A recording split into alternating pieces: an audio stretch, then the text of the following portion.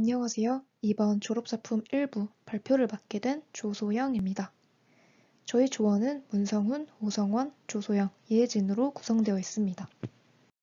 발표는 팀의 아이디어 소개, 프로젝트 진행 사항, 결론, 그리고 추후 계획 순으로 진행하겠습니다.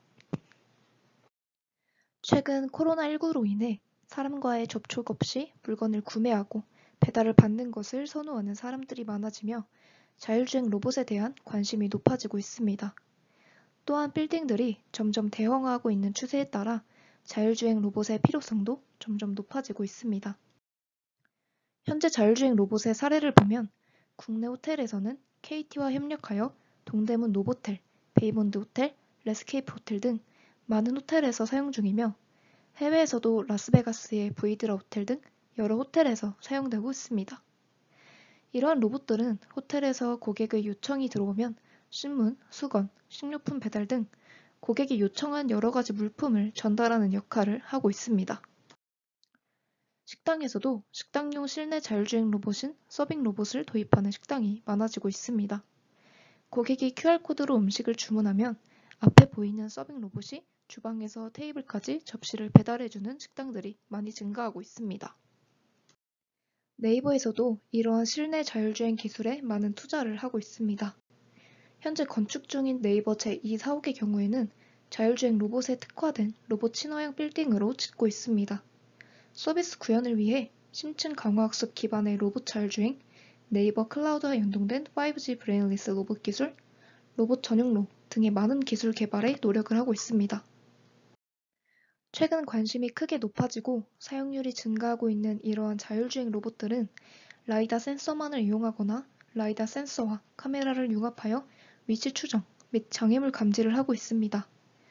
저희는 이러한 자율주행 로봇을 지금까지 로봇과는 다른 방법으로 라이다 센서와 와이파이 기술을 융합하여 실내 위치 추정의 정확도를 높여보고자 하는 연구를 진행 중입니다. 뿐만 아니라 로봇이 실내를 스스로 돌아다니며 와이파이 핑거프린팅의 데이터들을 수집하고 수정하는 등의 작업을 하며 시간이 지날수록 와이파이를 이용한 위치 추정의 정확도를 높이는 연구를 계획하고 있습니다. 저희는 처음에 제슨 나노 보드를 이용하는 젯봇을 통해 자율주행 로봇을 구현해보고자 하였으나 개발 환경 설치에서의 오류 및 로봇의 OS가 프로그램들과 충돌하는 일이나 추가적으로 부착한 라이다 센서 값의 시각화 오류 등 여러 문제가 발생하였습니다. 저희 조원 중에 한 명이 황효석 교수님의 드론과 로보틱스 과목을 수강하면서 졸업작품에서 목표하고자 하는 것을 배우고 많은 도움을 얻을 수 있었습니다. 이에 저희는 터틀봇 와플 5로 변경하여 추가적으로 진행하기로 하였습니다. 앞의 영상은 키보드를 통해 터틀봇 와플 파이가 잘 움직이는지 확인하는 영상입니다. 키보드 자판의 WASD-G를 통해 양옆, 앞뒤로 움직일 수 있으며 이는 지도 작성을 위해 움직이는 용도로 사용될 예정입니다. 슬램은 Simultaneous Localization and Mapping의 약자로 로봇의 현재 위치를 추정하고 지도를 작성하는 기술입니다. 실외의 경우 GPS를 사용하여 위치를 추정할 수 있지만 GPS가 터지지 않는 실내의 경우 로봇의 위치를 추정하고 움직이는 공간의 지도를 동시에 매핑하기 위해 슬램을 사용합니다. 슬램에는 크게 지도 매핑과 생성된 지도를 통해 목적지까지 찾아가는 내비게이션이 있는데 다음 페이지에서 보여드리겠습니다. 왼쪽 영상은 터틀봇을 키보드 자판으로 움직이면서 IT대학 231-B를 매핑하는 영상입니다. 영상에서 초록색 선과 점은 벽이나 장애물로 예상되는 것을 표현하고 있으며 터틀봇이 지나간 후 라이다 센서를 통해 장애물로 인식하게 되면 검은색 선과 점으로 바뀌게 됩니다. 그 과정을 반복하면서 처음 출발했던 곳으로 돌아오게 되면 지도 매핑이 완료됩니다.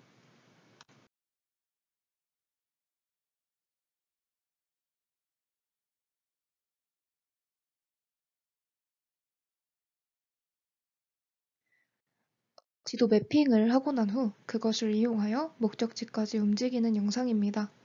빨간색 화살표는 최종적으로 터틀봇이 도착할 위치와 방향을 나타내며 터틀봇은 자신이 생성한 지도를 바탕으로 장애물을 피해가며 목적지에 도착하게 됩니다. 다음으로 와이파이로 거리를 측정하는 방법에 대한 연구입니다. 저희의 연구 진행사항 발표에 앞서 거리 측정을 가능하게 하는 FTM 프로토콜 원리를 간략하게 설명하자면 디바이스 쪽에서 AP에게 FTM 프로토콜 리퀘스트를送신하면 AP가 이에 대한 액을 보내면서 시작이 됩니다. 이후 디바이스와 AP 사이에 FTM과 액을 주고받으며 통신을 하게 되면 디바이스에서 FTM을 받고 액을 보내기까지 걸린 딜레이 시간과 AP에서 FTM을 보내고 액을 받기까지 걸린 시간을 계산하여 오른쪽의 식을 통해 AP와 모바일 디바이스 사이의 거리를 추정하게 됩니다. 저희의 모든 실험은 공통적으로 FTM 프로토콜을 지원하는 구글 AP와 픽셀 4a 폰을 사용하였으며 이 둘을 의자 위에 올려놓고 3m씩 떨어뜨려 0.2초마다 한 번씩 10분간 측정을 실시하였습니다. 또한 측정에 영향을 주는 요소라 판단한 멀티패스 현상의 원인인 LOS의 여부와 공간 넓이의 영향에 대해서도 알아보기 위해 몇 가지 케이스를 나눠서 측정을 해보았습니다. 우선 LOS가 존재하는 상황과 LOS가 존재하지 않는 상황을 나누고 LOS가 없다면 멀티패스 현상의 증가로 거리를 LOS가 존재할 때보다 더 길게 측정할 것이라 예상했고 공간이 없어 주변의 벽이 가깝다면 멀티패스 현상이 증가해 넓은 장소보다 거리를 더 길게 측정할 것이라 예상했습니다.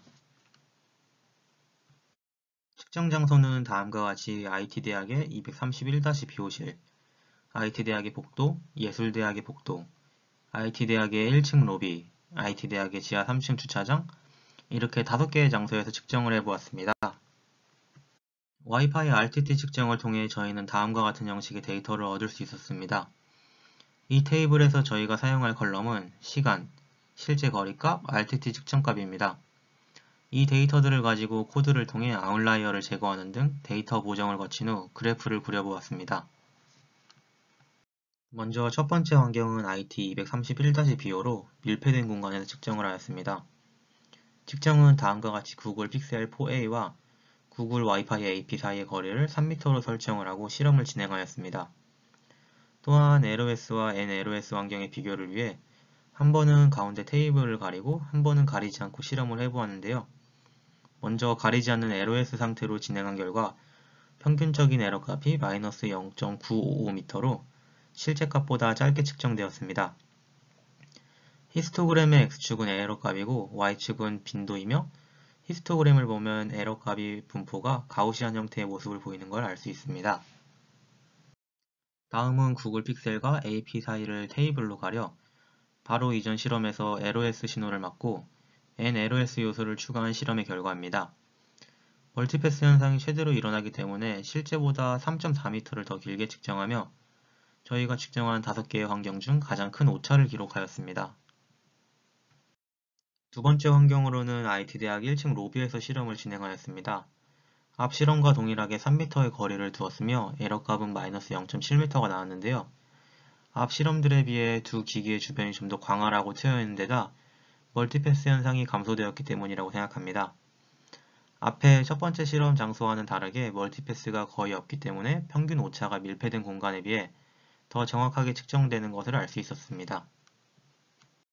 세 번째로 IT대학 지하 3층에서 진행을 해보았습니다. LOS가 있고 지금껏 제일 트인 환경인데다 방해할 만한 요소가 가장 적어서 멀티패스가 무시해도 될 정도의 수준으로 가장 작았습니다. 따라서 평균 에러값이 -0.95m로 거리를 짧게 측정하였음을 알 수 있습니다. 네 번째 측정은 IT대학 복도에서 진행을 해보았습니다. IT대학 복도에서는 여러 번의 측정을 해보았는데 평균 에러값이 다른 측정 장소와는 다르게 같은 설정으로 측정을 하였음에도 불구하고 측정을 할 때마다 매우 다른 결과가 나오는 것을 확인할 수 있었습니다. 저희는 많은 고민을 하고 다른 장소에서도 측정을 반복해본 결과 IT대학에서의 와이파이 RTT 측정 오류는 IT대학의 멀티패스가 발생할 수 있는 좁은 복도와 천장에 설치된 많은 와이파이 기기들이 우리가 측정하고자 하는 구글 AP 신호에 많은 영향을 주었기 때문이라는 결론을 내렸습니다. 따라서 저희는 와이파이 공유기가 설치되어 있지 않은 지금과 비슷한 환경인 예술대학 복도에서 똑같은 실험을 진행해 보았습니다.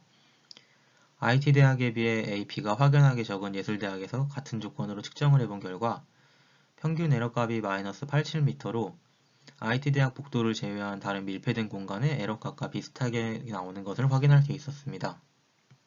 저희는 AP가 많아서 측정에 방해가 되었던 환경인 IT대학 2층 복도와 NLOS 환경으로 측정한 결과를 제외하고 모든 환경에서의 에러 값들의 평균을 이용하여 전체적인 평균 에러 값을 계산하였습니다. 이 값을 각각 측정한 RTT 값에 더해주어 실제 거리와 비교를 진행하였는데요. 다음과 같은 결과를 얻을 수 있었습니다. 오차가 있는 측정된 결과에서 여러 환경의 측정으로 얻은 에러 값들의 평균을 보정치로 설정해 측정된 값에 더하는 작업을 거쳤더니 기존 측정에 비해 대체적으로 실제 거리와 비슷하게 나오는 것을 확인할 수 있었습니다. 저희의 다음 학기 목표는 라이더 센서를 통한 슬램과 와이파이 센싱을 병행하여 자율주행을 하는 로봇을 완성하는 것입니다. 추후 멀티모달의 활용에 따라 와이파이 센싱의 정확도가 라이더 센서의 정확도만큼 올라간다면 이후에는 라이더 센서나 비주얼 센서가 필수적이었던 기존의 슬램과 자율주행 기술이 AP로 구현이 가능해져 고가의 라이더 센서를 저가이며 다른 용도로 사용할 수 있는 AP로 대체할 수 있을 것으로 보입니다. 이것으로 졸업작품 2 발표를 마치겠습니다. 감사합니다.